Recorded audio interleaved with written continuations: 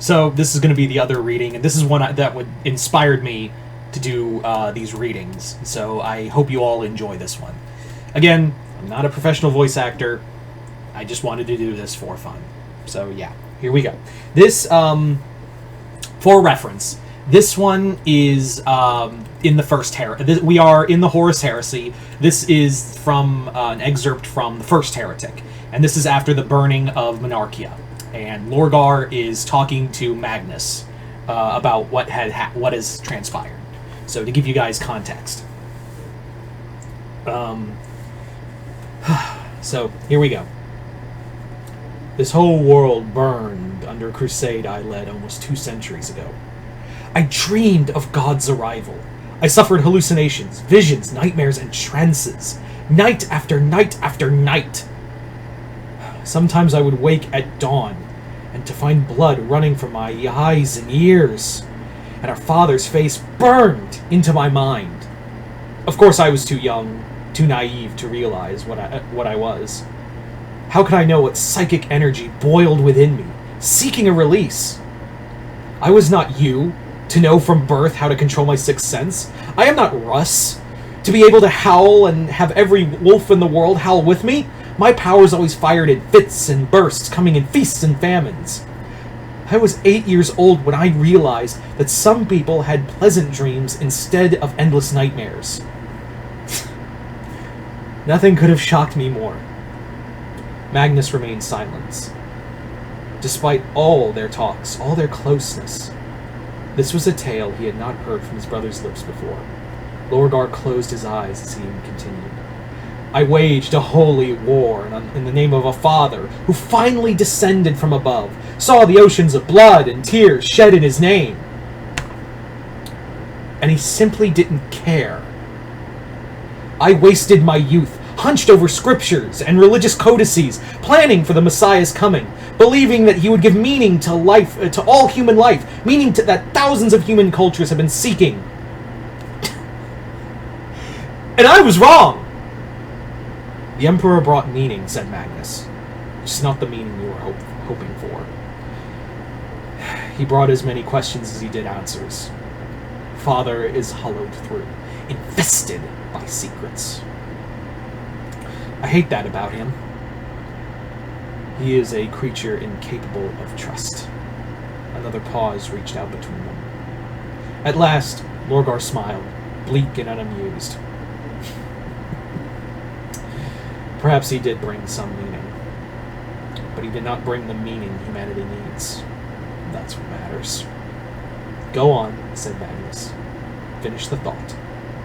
Since then, I have crusaded across his empire for over a century, raising icons and faiths in his image.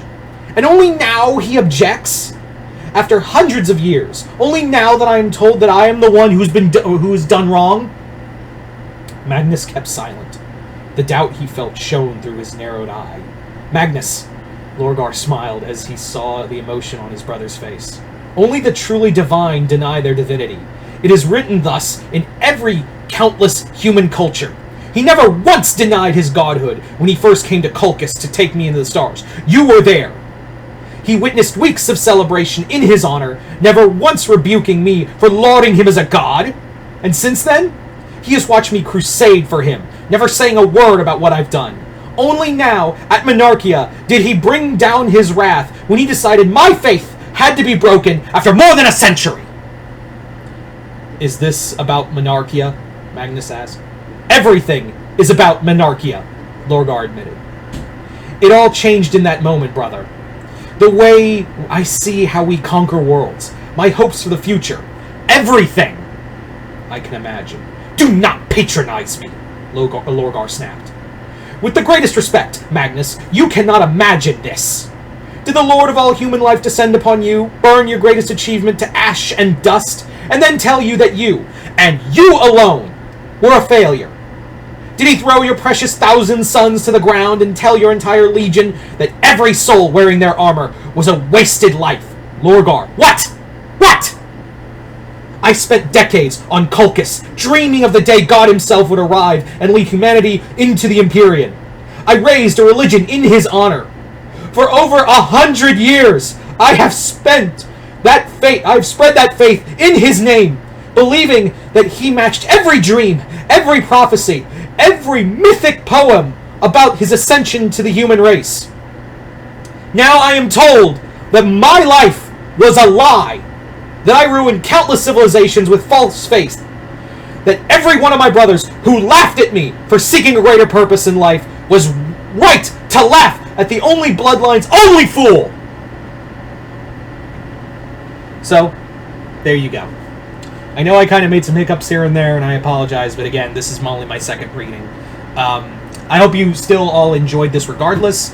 Again, like I said in the previous video, if you guys have any ideas as to what other excerpts from books you want me to read, just let me know in the comments below, and hopefully I just want to do something a little different from the channel, and I really do love Warhammer 40k. I love the books, and I love doing these excerpts, and I was really inspired by other people's work on YouTube. So yeah. Anyway, just comment below, let me know what you guys thought of this. Other than that, hope you all enjoyed this. I'm Mr. Multiverse. I'll see you next time in the Multiverse.